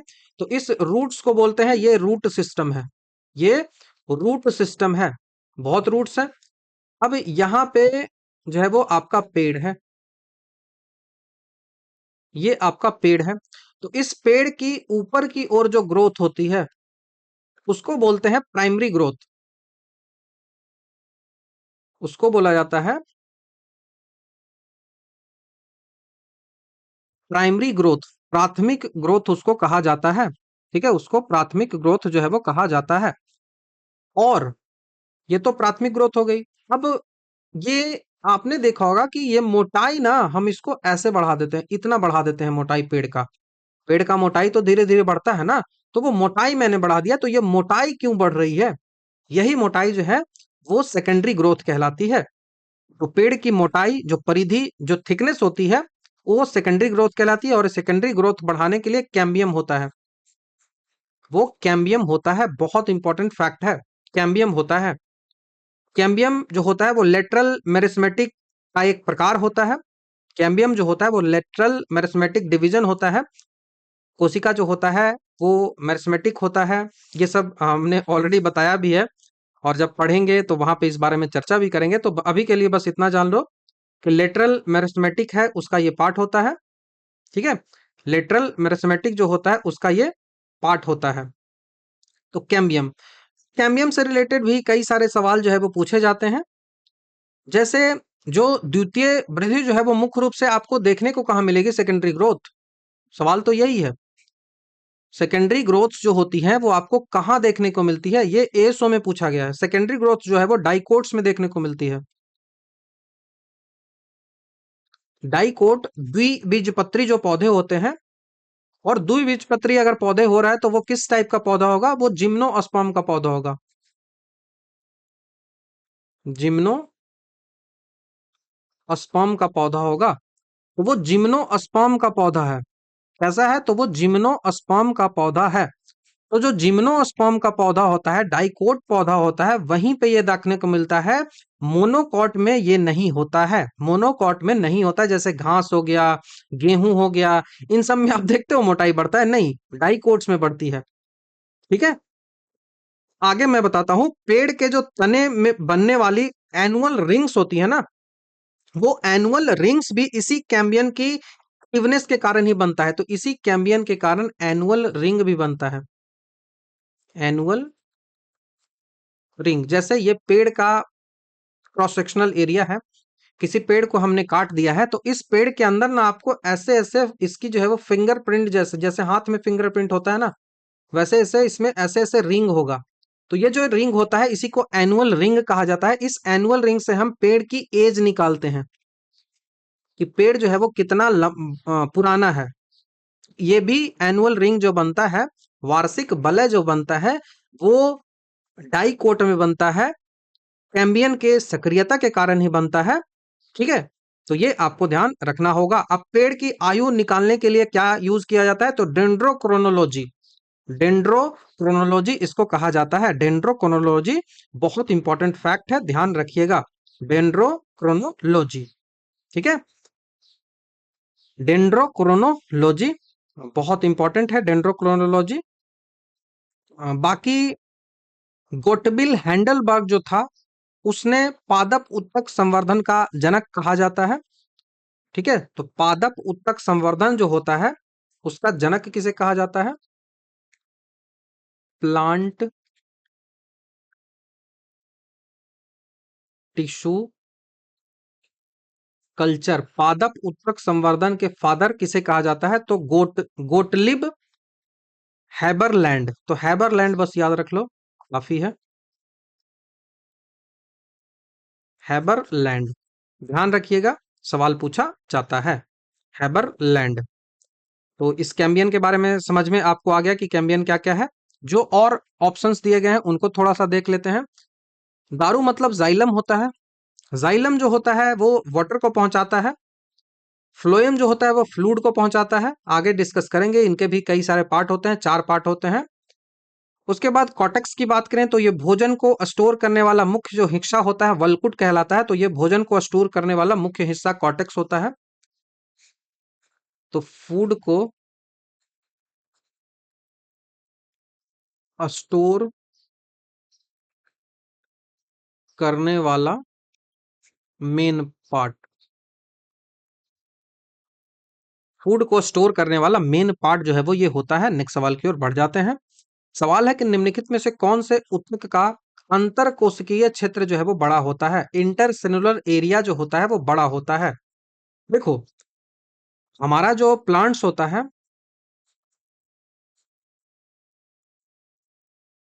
प्लांट सेल जो होता है वो 2 टाइप के होते हैं। प्लांट सेल जो होता है वो 2 टाइप के होते हैं। तो ये 2 पार्ट में बंटता है। पहला जो बंटता है वो परमानेंट होता है, ठीक है, ये होता है परमानेंट, जिसमें कोई जो है वो आपको डिवीजन देखने को नहीं मिलेगा। दूसरा जो होता है वो मेरिस्टेमेटिक होता है। मेरिस्टेमेटिक टिश्यू कहलाता है। मेरिस्टेमेटिक मतलब यहाँ पे विभाजन जो है वो होता है। मेरिस्टेमेटिक जो टिश्यू होता है उस मेरिस्टेमेटिक टिश्यू में विभाजन जो है वो होता है। लेकिन परमानेंट टिश्यू जो होता है वहां पे विभाजन नहीं होता है। तो मेरिस्टेमेटिक जो कोशिकाएं होती है वो पौधे के बढ़ते हुए जो भाग होते हैं, जैसे कि जड़ हो गया, तना हो गया, उन सब जगह पाई जाती हैं। लगातार इसमें वृद्धि देखने को मिलती है। लेकिन वहीं जो परमानेंट टिश्यू होता है वहां पे डिवीजन आपको देखने को नहीं मिलेगा। परमानेंट जो टिश्यू होता है वहां पे आपको डिविजन्स देखने को नहीं मिलेगा। अब ये परमानेंट टिश्यू होता है, ये कैसे डिवाइड होता है? तो परमानेंट टिश्यू जो होता है वो सिंपल और कॉम्प्लेक्स 2 पार्टों में डिवाइड होता है। एक ऐसा टिश्यू जो सिंपल हो, बहुत सरल हो, तो सरल परमानेंट टिश्यू, और जटिल कॉम्प्लेक्स परमानेंट टिश्यू, ठीक है, जटिल। तो सरल परमानेंट जो टिश्यू होता है वो 3 पार्टों में आगे चल के फिर से डिवाइड होता है। पहला होता है, उसको बोला जाता है पैरेनकाइमा, पीसीएस इसको याद रखने के लिए। पहला जो होता है वो पैरेनकाइमा होता है, पैरेनकाइमा। दूसरा जो होता है वो कॉलेनकाइमा, कॉलेनकाइमा। और तीसरा जो होता है वो स्केलेनकाइमा, स्केलेनकाइमा। Parenchyma, collenchyma, स्केलेनकाइमा। वहीं कॉम्प्लेक्स टिश्यू जो होता है वो ये भी 2 पार्टों में आगे चलकर डिवाइड होता है। पहला जो होता है पार्ट उसका वो कहलाता है जाइलम, और इसका जो दूसरा पार्ट होता है वो कहलाता है फ्लोएम, ठीक है। दूसरा जो पार्ट होता है वो कहलाता है फ्लोएम, ठीक है, दूसरा पार्ट फ्लोएम कहलाता है। अब जाइलम भी 4 पार्टों में आगे चलकर डिवाइड होता है। जाइलम जो होता है वो 4 पार्टों में डिवाइड होता है, ट्रैकिड्स, वेसल्स, जाइलम पैरेन्काइमा और जाइलम फाइबर, ठीक है। ट्रैकिड्स, वेसल्स,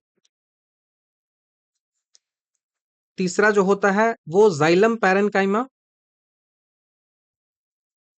जाइलम पैरेन्काइमा, और चौथा जो होता है वो xylem fibre, xylem fibre.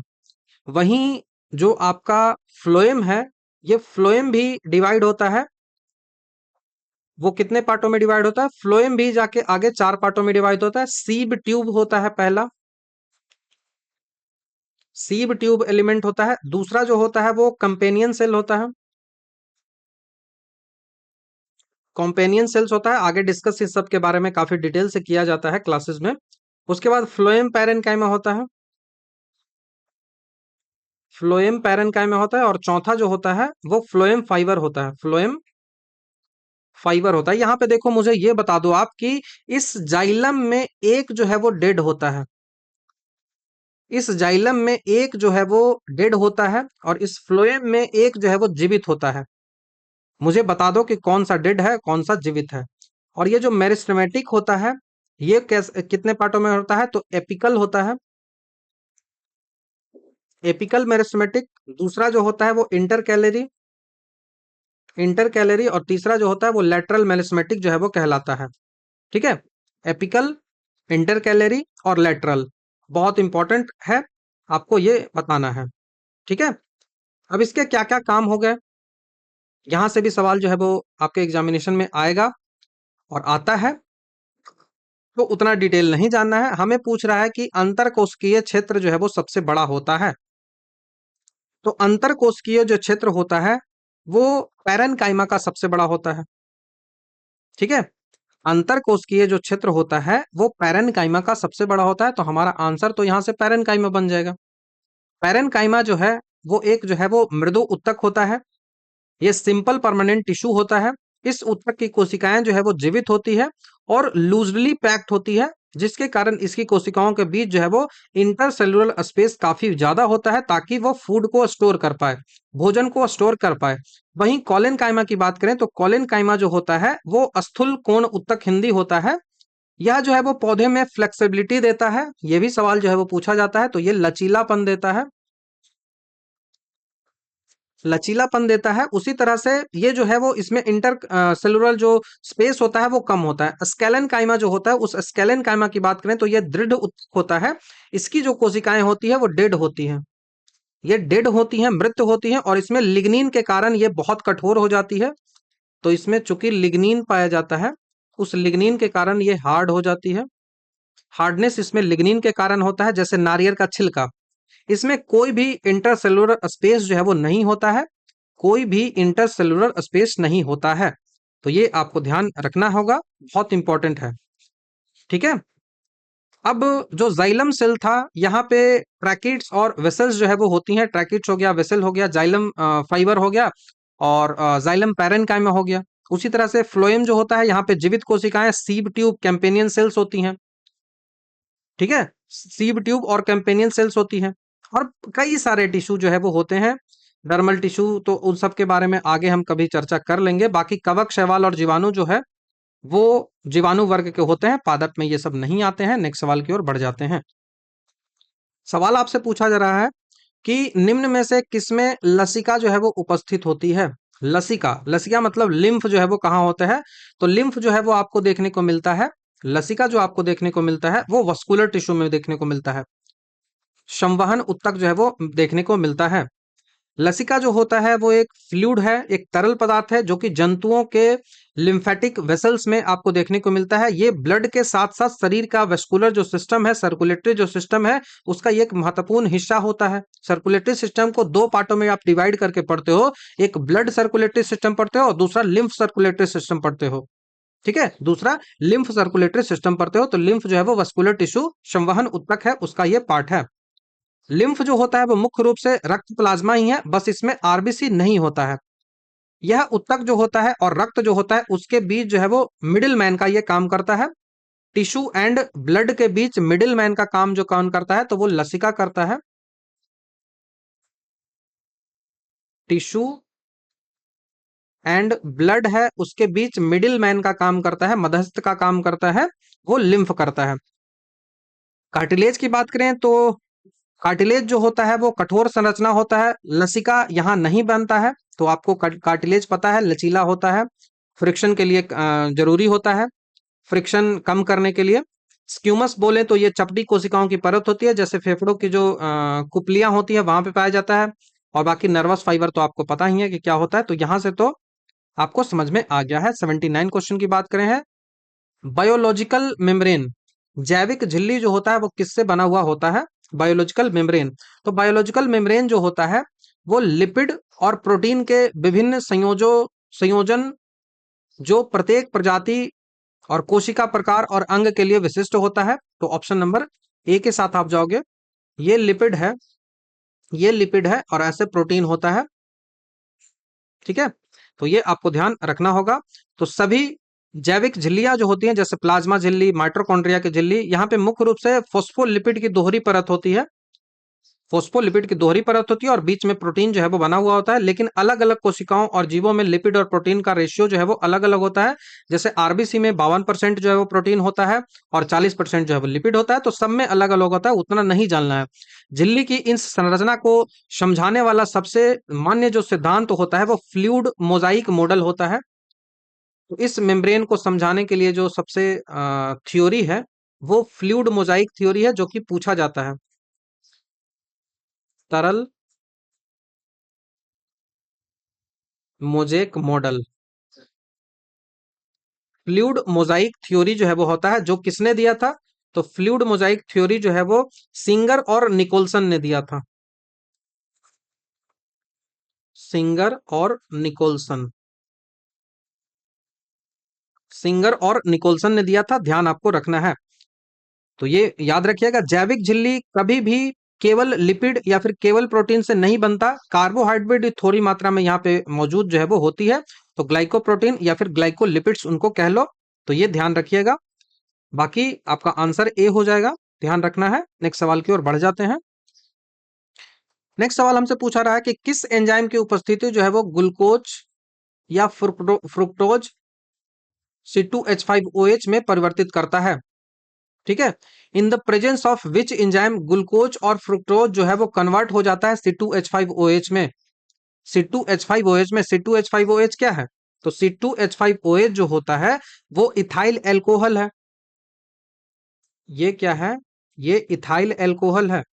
Ethanol बोल लो या फिर इथाइल एल्कोहल बोल लो, इथाइल एल्कोहल इसको कह लो। तो यहाँ पे जो होता है हमारा जो ईस्ट होता है, ईस्ट में एक प्रकार का एंजाइम होता है, ईस्ट जिसको खमीर बोलते हैं। ईस्ट में एक प्रकार का एंजाइम होता है और इस ईस्ट के एंजाइम को जाइमेज एंजाइम जो है वो कहा जाता है। और इस जाइमेज नामक एंजाइम के कारण ही, जाइमेज नामक एंजाइम के कारण ही ग्लूकोज और फ्रक्टोज जो होता है वो फर्मेंटेशन के बाद, आफ्टर फर्मेंटेशन, इथाइल एल्कोहल और कार्बन डाइऑक्साइड में कन्वर्ट होता है और यही शराब आप पीने में यूज करते हो। यही शराब आप पीने में यूज करते हो। तो फर्मेंटेशन जो प्रक्रिया है उससे शराब बनाया जाता है, बेकरी उद्योग में यूज किया जाता है। फर्मेंटेशन को सबसे पहले लुइस पास्चर ने खोजा था, ये मैंने बताया है।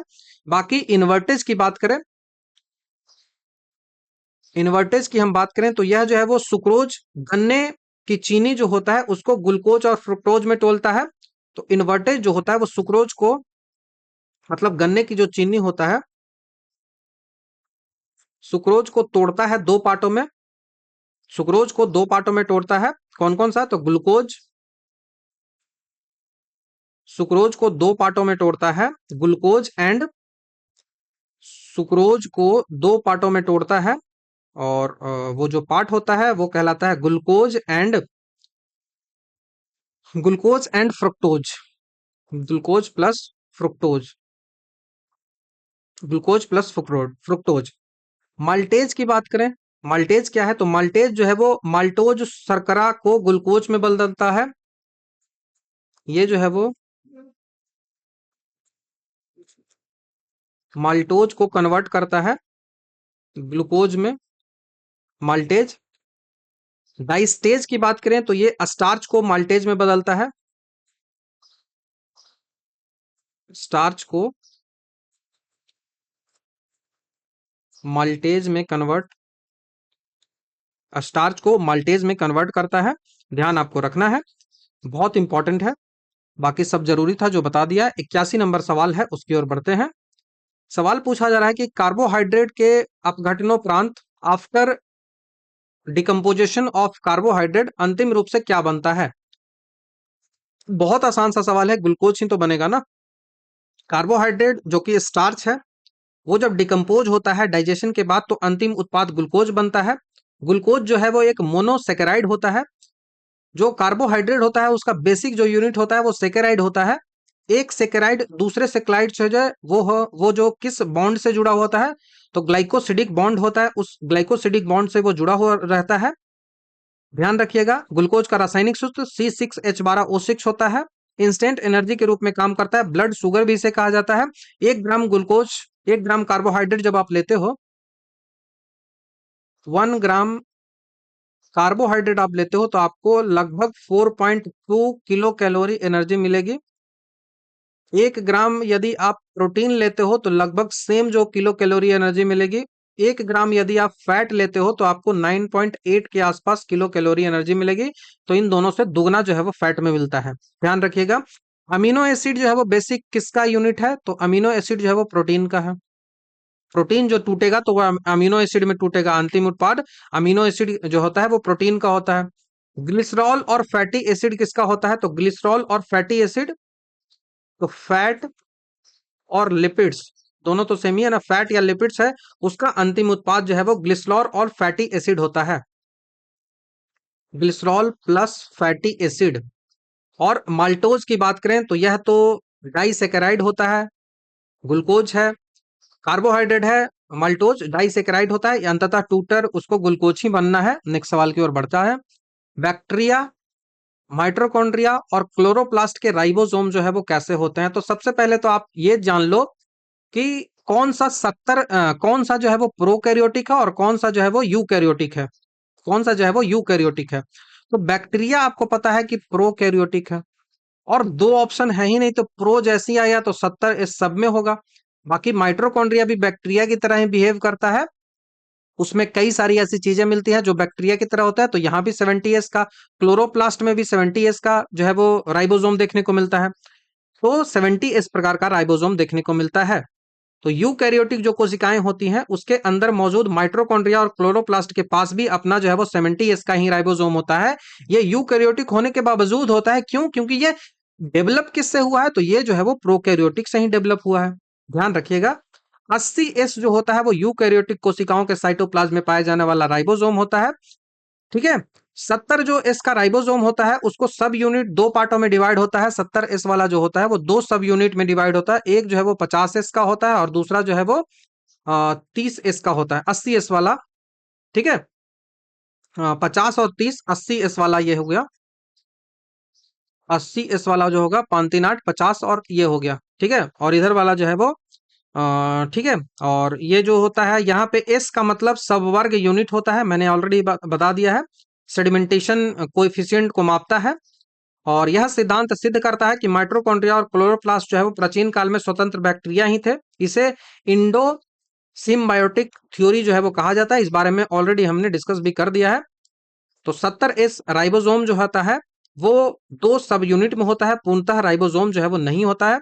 ये भी हमने आपको पहले भी बता रखा है और यहाँ भी आपको बता दिया है। नेक्स्ट सवाल की ओर बढ़ते हैं। DNA di ribonucleic acid होता है। डाई राइबो न्यूक्लिक एसिड जो है वो होता है।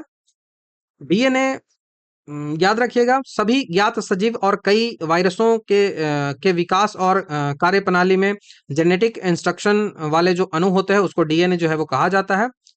डीएनए जो होता है उसमें डाई ऑक्सी राइबोज जो है वो शर्करा पाई जाती है। डाई ऑक्सी राइबोज शर्करा पाई जाती है। डीएनए में 4 प्रकार का नाइट्रोजनस बेस मिलता है। डीएनए जो होता है उसमें नाइट्रोजन का बेस होता है, नाइट्रोजिनस बेस होता है, वो 4 प्रकार का होता है। पहला जो होता है वो एडानिन, इस बारे में मैंने आपको काफी डिस्कस किया है। Adenine, adenine. दूसरा जो होता है वो गुआनिन होता है। तीसरा जो होता है वो साइटोसिन होता है। और चौथा जो होता है वो थाइमिन होता है, ठीक है। तो adenine, guanine, cytosine, thymine. Adenine, guanine, cytosine, thymine. अब यही नाइट्रोजनस बेस जो होता है वो आरएनए में, राइबो न्यूक्लिक एसिड में कौन कौन होता है? तो एडानिन, गुआनिन, साइटोसिन, यूरासिल। ये थाइमिन जो है वो चेंज हो जाता है। डीएनए का double helical structure Watson and क्रिकने खोजा था। अभी के लिए बस इतना याद रख लो। राइबो न्यूक्लिक एसिड जो है वो आरएनए का नाम होता है। बाकी आप ध्यान रखिएगा। नेक्स्ट सवाल की ओर बढ़ते हैं। यह सिद्ध करने के लिए कि जीवन की उत्पत्ति जो हुई है, ओरिजिन ऑफ लाइफ जो हुई है वो अकार्बनिक बोल रहा हूँ, कार्बनिक अणुओं से हुई है। ओरिजिन जो हुआ है वो ऑर्गेनिक मॉलिक्यूल से हुई है। उन्होंने जी गॉर्स ली और दो वैज्ञानिक थे, मिलर और उरे। मिलर और उरे जो है इन्होंने थ्योरी दी। मिलर और उरे ने, तो वो थ्योरी के बारे में ही पूछा जा रहा है कि कौन कौन सी, मिलर और उरे जो था उसने कौन कौन सी गैसें ली, मियर और उरे ने कौन सी गैसें जो है वो यूज की थी इसको सिद्ध करने के लिए। तो इसको सिद्ध करने के लिए जो गैसें यूज की गई थी वो यूज की गई थी, ऑप्शन नंबर डी, मीथेन। उसके साथ ही साथ जो है वो ammonia, hydrogen sulphide, methane, ammonia और हाइड्रोजन सल्फाइड। मिलर और उरे के द्वारा जीवन की उत्पत्ति को समझने के लिए पृथ्वी के जो प्रारंभिक वातावरण था उसको लाना था। तो प्रारंभिक वातावरण में मीथेन हुआ करता था, अमोनिया हुआ करता था, हाइड्रोजन सल्फाइड हुआ करता था, उसी के साथ साथ जो है वो जल हुआ करता था। ठीक है, तो इसी को जो है वो उन्होंने एक गैस को एक बंद पात्र में रखा, उसके बाद उसमें विद्युत विसर्जन किया, इलेक्ट्रिक जो है वो दिया, उसके माध्यम से ऊर्जा दिया गया। इसके परिणाम स्वरूप कार्बनिक यौगिक जैसे कि अमीनो अम्ल जो है वो बने। इससे पता चला कि कार्बनिक यौगिक से ही जीवन की उत्पत्ति जो है वो हुई है। ठीक है, ये आपको ध्यान रखना होगा। यहाँ पे आपको ये समझना है कि 1953 में ये जो प्रयोग है वो मिलर और उरे ने मीथेन, अमोनिया, हाइड्रोजन और जो जलवाष्प है H2O जो है इसका प्रयोग किया था। लेकिन उसके बाद जो है, बाद में जो थ्योरी आई वो वोल्केनिक सिमुलेशन प्रयोग हुआ, जिसमें हाइड्रोजन सल्फाइड को भी शामिल किया गया था। H2S जो होता है, हाइड्रोजन जो सल्फाइड होता है, हाइड्रोजन सल्फाइड को भी शामिल किया गया, इसीलिए दिए गए विकल्पों में से हाइड्रोजन सल्फाइड भी रखा जाता है। बाकी मिलर और उरे जो था इसने मिथेन, अमोनिया और हाइड्रोजन और जल वाष्प का यूज किया था। हाइड्रोजन सल्फाइड का नहीं यूज किया था, हाइड्रोजन और जल वाष्प का यूज किया था। लेकिन बाद में वोल्केनिक थ्योरी में हाइड्रोजन सल्फाइड भी यूज किया गया था, ये आपको ध्यान रखना है। तो मिलर और उरे ने किया था। कार्बनिक अणु जैसे अमीनो एसिड से मिलकर बना हुआ है, 1953 में किया था। ठीक है, तो मिलर और उरे का जो प्रयोग था वो ओपेरिन होल्डेन सिद्धांत का प्रायोगिक प्रमाण था। रासायनिक विज्ञान का सिद्धांत है ओपेरिन होल्डेन सिद्धांत। उन्होंने अपनी कांच की नलियों में लाइटनिंग करवाया था, उसके बाद जो है वो उसके लिए टंगस्टन इलेक्ट्रोड का यूज किया था। तो वो जो कांच की नली थी उसमें लाइटनिंग करवाने के लिए, बिजली देने के लिए टंगस्टन इलेक्ट्रोड यूज किया था। टंगस्टन इलेक्ट्रोड जो है वो यूज किया था। कुछ भी सवाल पूछा जा सकता है, सबके लिए आप तैयार रहोगे। ठीक है, याद रखिएगा। नेक्स्ट सवाल की ओर बढ़ जाते हैं। निम्नलिखित में से कौन सा जो है वो प्लाज्मा में मौजूद नहीं है? प्लाज्मा में कौन सा मौजूद नहीं है? तो प्लाज्मा में सॉल्ट होता है, प्रोटीन होता है, हार्मोन होता है, लेकिन ये कहाँ से आ गया? अपचित भोजन, ये प्लाज्मा में कहाँ से आ गया? अनडाइजेस्टेड फूड जो है वो प्लाज्मा में नहीं होता, ये तो सीधा जो है वो चला जाता है वहाँ, जो मल है उसमें चला जाता है। ठीक है, तो फिसेस जो होता है उससे शरीर से बाहर निकल जाता है। रक्त का लगभग 55% भाग प्लाज्मा होता है, बाकी 45% में डब्ल्यूबीसी, आरबीसी और प्लेटलेट्स होता है। प्लाज्मा में लगभग 90 से 92% जो है वाटर होता है। ध्यान रखिएगा। लवण, प्रोटीन और हार्मोन ये सभी जो है वो प्लाज्मा में घुले होते हैं और पूरे शरीर में एक जगह से दूसरी जगह जो है वो लेके जाते हैं। प्लाज्मा में पचा हुआ भोजन तत्व जैसे कि ग्लूकोज और अमीनो एसिड होता है। ध्यान रखिएगा। नेक्स्ट सवाल की ओर बढ़ते हैं। न्यूक्लियोसाइड क्या है? न्यूक्लियोसाइड जो है वो क्या है? न्यूक्लियोसाइड, न्यूक्लियोसाइड जो होता है वो प्यूरिन, पाइरिमिडीन और चीनी। प्यूरिन, पाइरिमिडीन और चीनी। ठीक है, प्यूरिन, पाइरिमिडीन और चीनी है। तो ऑप्शन नंबर सी आएगा, प्यूरिन, पाइरिमिडीन और शुगर, न्यूक्लियोसाइड। देखो, एक न्यूक्लियोसाइड जो होता है वो केवल दो चीजों से मिलकर बना होता है। पहला जो नाइट्रोजिनस बेस होता है जिसमें प्यूरिन, या फिर उसको हम प्यूरिन को ही पाइरिमिडीन जो है वो कहते हैं। उसके साथ ही साथ पेंटोज जो है वो शुगर होता है, ऐसे समझो।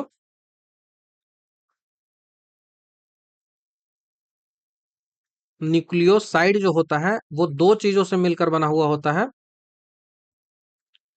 पहला जो होता है वो क्या होता है? तो वो होता है purine, nitrogenous base, nitrogenous base होता है। नाइट्रोजनस बेस अभी मैंने बताया, एडानिन, गुआनिन, साइटोसिन, थायोसिन, ये मैंने बताया ना, पीछे देखो, एडानिन, गुआनिन, साइटोसिन, थाइमिन, और आरएनए वाला एडानिन, गुआनिन, साइटोसिन और यूरासिल। तो यही जो है वो नाइट्रोजनस बेस कहलाता है। तो ये नाइट्रोजनस बेस होता है, जिसको भी दो पार्टों में डिवाइड करते हैं। तो हम यहाँ पे प्यूरिन वाला पार्ट लेंगे, यहाँ पे प्यूरिन ले लो, या तो कौन से लोगे, पायरिमिडीन। ये नाइट्रोजनस बेस भी दो प्रकार से डिवाइड होता है, पायरिमिडीन, ठीक है। प्यूरिन या फिर पायरिमिडीन ले लो, उसके साथ ही साथ जो है वो कौन होता है, तो पेंटोज सुगर होता है, पेंटोज सुगर जो है वो इसमें होता है। ध्यान रखिएगा, ये जो न्यूक्लियोटाइड होता है वो क्या है, तो ये जो होता है वो न्यूक्लियोटाइड जो होता है वो एक बहुलक है, एक पॉलीमर होता है। डीएनए और आरएनए जो है वो न्यूक्लियोटाइड के पॉलीमर होते हैं। तो न्यूक्लियोटाइड के बहुलक जो है वो कौन होते हैं, पॉलीमर जो है वो कौन होते हैं, तो वो डीएनए होते हैं और आरएनए होते हैं। ये बहुलक इसके होते हैं। अब ये जो प्यूरिन है, इस प्यूरिन में कौन कौन आता है और इस पिरामिडीन में कौन कौन आता है। तो प्यूरिन जो होता है, यहाँ पे एडानिन और गुआनिन आता है, और पायरिमिडीन हो जाए वहां यहाँ पे साइटोसिन और थाइमिन आता है, साइटोसिन और थाइमिन आता है। तो ये नाइट्रोजनस बेस हो गया। और वहीं आरएनए में जो बात करेंगे, तो आरएनए में यूरासिल आ जाएगा, तो ये आरएनए में हो जाता है। यही तो है ना, इसके साथ पेंटोज सुगर आता है, इसके साथ जो है वो पेंटोज सुगर आता है। तो यही मैं यहाँ पे बात कर रहा था, ठीक है। तो न्यूक्लियोटाइड हो गया, और जो है वो आपको सुगर मिलता है और नाइट्रोजनस बेस मिलता है, जिसको हमने दो पार्टों में डिवाइड किया, प्यूरिन और पिरिमिडीन। प्यूरिन जो होता है वो एडेनिन और गुआनिन हो गया, और पिरिमिडीन जो हो गया वो थाइमिन, साइटोसिन और यूरासिल। यूरासिल आरएनए में होता है केवल और केवल, ये आपको ध्यान रखना है। शुगर में होता है ribose sugar, deoxy ribose sugar. Sugar में राइबोज शुगर होता है, डीऑक्सी राइबोज शुगर होता है। यहाँ पे जो है वो पेंटोज शुगर यूज किया जाता है। तो सीधा शुगर दिया हुआ है, तो शुगर आपको ध्यान रखना है। तो न्यूक्लियोटाइड का फॉर्मेशन जो होता है वो किस किस चीजों से होता है, इसके साथ ही साथ पेंटोज शुगर भी होता है ना, पेंटोज शुगर के साथ ही इसमें एक और चीज होता है, वो होता है phospho acid, phosphoric acid, phosphoric acid. ये आपको ध्यान रखना है। ये सवाल जो है वो बीपीएससी एलडीसी मेंस में पूछा गया है, बीपीएससी एलडीसी मेंस में पूछा गया है, तो इसको ध्यान आपको रखना ही पड़ेगा। ठीक है। अब नेक्स्ट सवाल पूछा जा रहा है। नेक्स्ट सवाल है कि इनमें से कौन आवश्यक अमीनो एसिड है। अमीनो एसिड किस लिए जरूरी है, तो प्रोटीन के सिंथेसाइजेशन के लिए जरूरी है। अमीनो एसिड जो होता है वो 20 टाइप के होते हैं। मानव शरीर होता है, वहां पे 20 प्रकार के अमीनो एसिड होते हैं, ठीक है। 20 प्रकार के अमीनो एसिड होते हैं। इस 20 प्रकार के अमीनो एसिड जो होता है, जिसमें से 9 जो है वो इसेंशियल होते हैं, 9 जो है वो जरूरी होते हैं, बाकी 11 जो होता है वो शरीर खुद बना लेता है, तो वो जरूरी नहीं है। तो इसेंशियल वाला जो होता है वो 9 होता है, इसेंशियल वाला जो होता है वो 9 होता है। अब आपको कौन सा यहाँ पे इसेंशियल अमीनो एसिड है ये पूछा जा रहा है। तो आवश्यक अमीनो एसिड जो होता है वो ल्यूसीन, आपको ध्यान रखना है। कौन सा होता है आवश्यक अमीनो एसिड, तो यहाँ पे ल्यूसीन है। ऑप्शन नंबर बी हमारा याद रखिएगा, ल्यूसीन है। बाकी आपको एलेनिन, सेरीन और जो ग्लूटामीन दिख रहा है, ये नॉन इसेंशियल होता है, ये शरीर जो है वो खुद बना लेता है। अब आपको 9 आवश्यक अमीनो एसिड को यदि आपको याद रखना है, तो उसको याद रखने के लिए आपको ट्रिक आनी चाहिए। पीवीटी एलटीडी आप पढ़ते हो, तो पीवीटी लिख लो, पीवीटी। उसके बाद आप टीआईएम लिख लो, TIM. PVT team hall, HALL, PVT team hall, PVT team hall. तो पहला क्या हो जाएगा, पी से जो है वो पहला जो है वो पी से आ जाएगा। पी से होता है फेनियलीन, फेनिलेलीन, ठीक है, पी हो गया फेनियलीन। दूसरा जो होता है वो पी के बाद भी आता है, तो वी से वैलिन होता है, वी से वैलिन होता है। तीसरा जो होता है वो थियोनीन होता है, टी से थियोनीन होता है। थ्रियोनीन होता है टी, पीबीटी हो गया, उसके बाद टीम है टीआईएम, तो चौथा जो है वो टी से होगा, तो टीआईएम, टी के बाद फिर से टी है, तो टी जो होता है वो ट्रिप्टोफैन होता है, ट्रिप्टोफैन, ट्रिप्टोफैन जो है वो टी है, उसके बाद आई आएगा, आई जो होता है वो होता है आइसोल्यूसिन, आइसोल्यूसिन,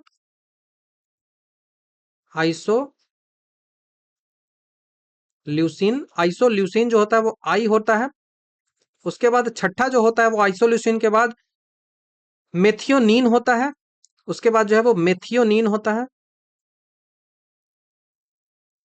मेथियोनीन जो होता है वो एम से, तो टीम तक देख लिया, पीवीटी टीम, उसके बाद हॉल HALL, तो तो सातवां जो होता है वो एच होता है, ठीक है, सातवां जो होता है वो एच होता है, एच जो होता है वो हिस्टाडीन होता है, हिस्टाडीन होता है जो एच हो गया, आठवां जो होता है वो आर्जेनीन होता है, जिसको सेमी के रूप में देखते हैं, पूरी तरीके से तो नहीं लेकिन सेमी के रूप में रहता है, तो आठवां ऑर्जेनिन को छोड़कर ल्यूसीन ही लिखो, ल्यूसीन हो गया, और नौवां जो हो गया वो जो है गया लाइसिन हो गया। तो ये इसेंशियल होता है, बहुत इंपॉर्टेंट है, पूछ लिया जाता है एग्जामिनेशन में, ठीक है। तो आपको मैंने बताया फेनेलिन, वेलिनिन, थियोनिन, ट्राइपोनिन, आइसोल्यूसिन, मेथोनिन, मेथियोनिन, उसके बाद जो है वो हिस्टाडिन, हिस्टाडिन के बाद एजेनिन जो होता है वो सेमी होता है, तो उसको मैंने नहीं रखा है, उसके बाद ल्यूसिन और लाइसिन हो गया। नेक्स्ट सवाल की ओर बढ़ते हैं। एक अमीनो एसिड दूसरे अमीनो एसिड से कैसे जुड़ता है? एक अमीनो एसिड दूसरे अमीनो एसिड से किस बॉन्ड के द्वारा जुड़ता है? ये बॉन्ड मैंने कई बार बता रखा है अपनी क्लास में, पेप्टाइड बॉन्ड होता है।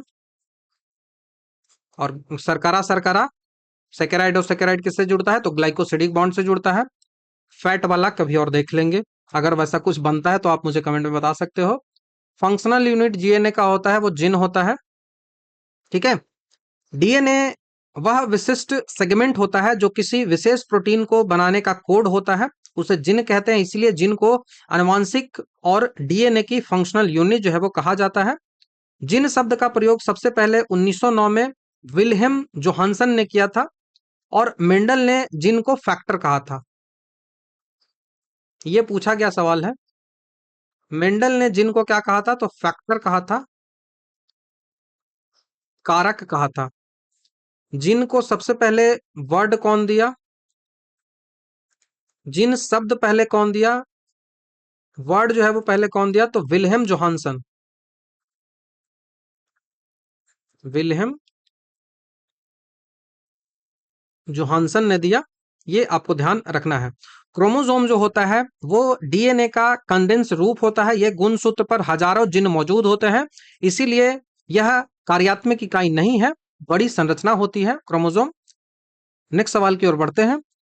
प्रोटीन किससे बना होता है? तो अमीनो एसिड से बना होता है, पेप्टाइड बॉन्ड हमने बता रखा है आपको। प्रोटीन वास्तव में अमीनो एसिड का पॉलीमर होता है, बहुलक होता है, यहाँ पे बहुत सारे अमीनो एसिड जो है वो आपस में एक श्रृंखला में जुड़े होते हैं और प्रोटीन का निर्माण करते हैं, ठीक है, प्रोटीन का निर्माण करते हैं। प्रोटीन जो होता है वो आपस में पेप्टाइड बॉन्ड के द्वारा जुड़ा होता है। प्रोटीन का निर्माण राइबोसोम में होता है। प्रोटीन हमारे शरीर का ग्रोथ और रिपेयर करता है। ओमेगा एसिड की बात करें, ओमेगा एसिड की हम बात करें तो ओमेगा, जैसे कि ओमेगा 3 आप बार बार सुनते होगा, ये एक फैटी एसिड है जो जो फैट या फिर लिपिड बनाते हैं। ये एक फैटी एसिड है जो कि फैट या फिर लिपिड बनाते हैं, ये आपको ध्यान रखना होगा, बहुत इंपॉर्टेंट जो है वो फैक्ट है।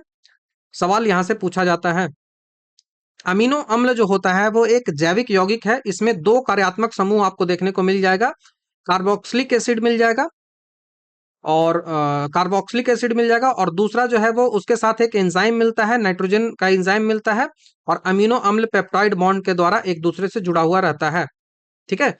तो यहाँ पे आपको जो है वो इसमें दो कार्यात्मक समूह आपको देखने को मिलेगा। कार्बोक्सिलिक एसिड सबसे पहले देखने को मिलेगा। प्रोटीन का जो अमीनो एसिड जो होता है इसमें आपको दो चीजें मिलेंगी। पहला तो आपको मिलेगा कार्बोक्सिलिक ग्रुप, दूसरा जो आपको मिलेगा वो एमाइन मिलेगा, NH2, वो होता है एमाइन कहलाता है। और ये जो होता है COOH जो होता है वो कार्बोक्सिलिक एसिड कहलाता है,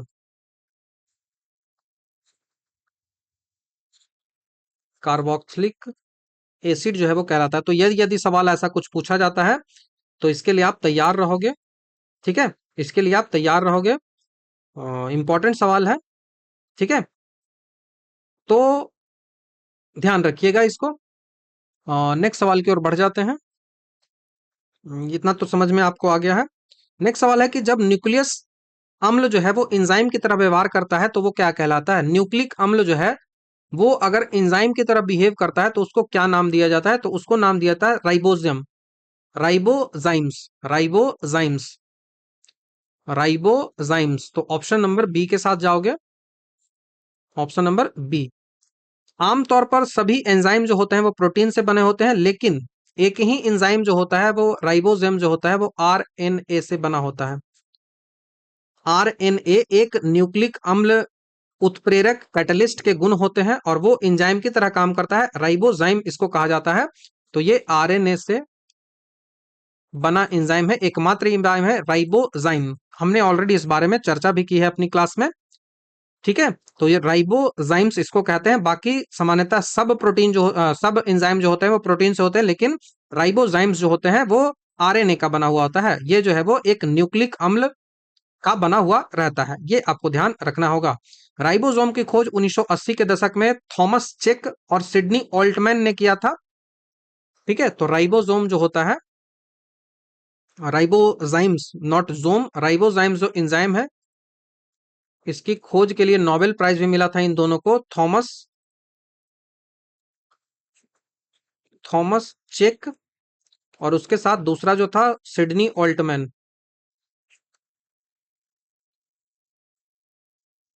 सिडनी ऑल्टमैन, दोनों को मिला था। RNA वर्ल्ड वर्ल्ड हाइपोथेसिस को जन्म दिया। इस खोज ने RNA वर्ल्ड हाइपोथेसिस को जन्म दिया, जिसका अर्थ है कि पृथ्वी पर जीवन की शुरुआत में RNA ही जेनेटिक सामग्री और एंजाइम दोनों की तरह जो है वो काम करता था। तो ये बहुत इंपॉर्टेंट एक फैक्ट है, ठीक है, बहुत इंपॉर्टेंट फैक्ट है। आइसो एंजाइम की बात करें, आइसो एंजाइम की बात करें तो ये एक ही एंजाइम के विभिन्न संरचनात्मक जो है वो रूप होते हैं, डिफरेंट फॉर्म होते हैं उसी का। तो आइसो एंजाइम उसी टाइप का है। उसके बाद लाइज की बात करें तो यह एंजाइम का एक वर्ग होता है जो कि बॉन्ड्स को तोड़ता है। तो लाइज जो होता है वो बॉन्ड्स को तोड़ता है, बॉन्ड्स को तोड़ता है, ध्यान रखिएगा, लाइज एंजाइम बॉन्ड्स को तोड़ता है। तो न्यूक्लिक अम्ल जो है वो एंजाइम की तरह भी व्यवहार करता है। उस एंजाइम को राइबोजाइम्स जो है वो कहा जाता है। यह उत्प्रेरक का काम करता है जिससे जीवाणु में जो है वो ट्रांसलेशन होता है। यह poly amino peptide bond, poly amino peptide bond से जुड़ा होता है। न्यूक्लिक अम्ल दो प्रकार के होते हैं, DNA और RNA होता है, DNA और RNA होता है। तो यहाँ पे आपको जो भी जरूरत था इस बारे में वो सारा मैंने एक्सप्लेन कर दिया। तो ये पूरा वीडियो पार्ट नंबर 3 का रहा, जहां पे हमने काफी डिटेल से 30 जो क्वेश्चंस रहे उनको डिस्कस किया। तो आई होप चीजें आपको क्लियर हुई होंगी। Thank you very much. Next video में आपसे जल्द ही मिलता हूं।